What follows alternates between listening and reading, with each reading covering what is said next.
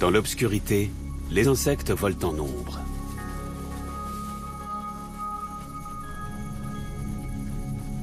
Comme ils le font depuis des millions d'années.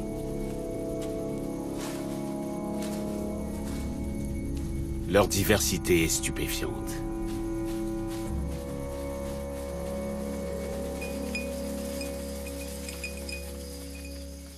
Mais Akito est venu pour les papillons de nuit. Il choisit les spécimens dont il a besoin.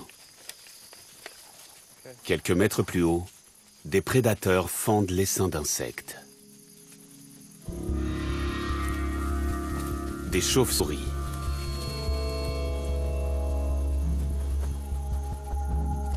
Jesse Barber vient de l'Université d'État de Boise, aux États-Unis. Il est venu ici pour les observer et s'intéresse plus précisément à leur technique de chasse. Jesse et Akito analysent la façon dont la proie et le prédateur s'influencent l'un l'autre. Selon eux, la chauve-souris aurait affecté l'évolution des papillons. Dans la nuit noire, le son prend le pas sur tout le reste. Jesse et son équipe enregistrent les ultrasons des chauves-souris qui sont imperceptibles pour l'oreille humaine. Les enregistrements sont ralentis pour que les scientifiques puissent les analyser.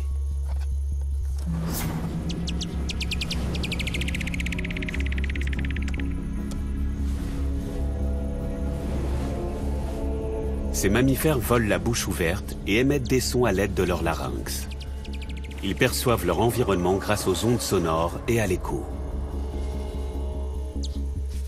Une fois qu'elle a repéré un papillon, la chauve-souris le capture à l'aide de la membrane entre ses pattes et sa queue.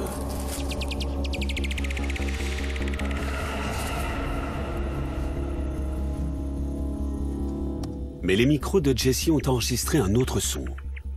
Les papillons ont émis leur propre signal, de la même fréquence que les ultrasons des chauves-souris.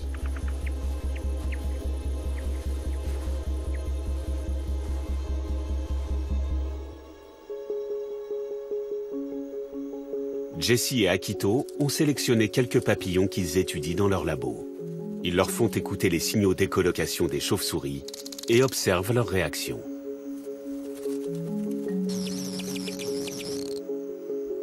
Les papillons émettent à leur tour un signal.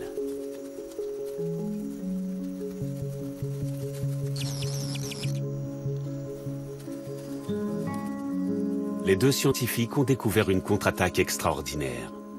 Ils pensent que les papillons cherchent à brouiller la communication de leurs prédateurs.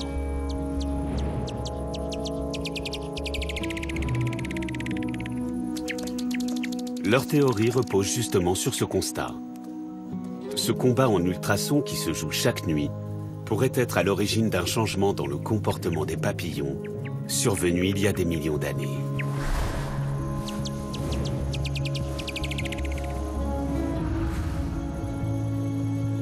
Si on en croit les travaux d'Akito et de Jesse, les papillons qu'on croise de jour seraient d'anciens papillons de nuit qui ont fui l'obscurité et ses redoutables chauves-souris.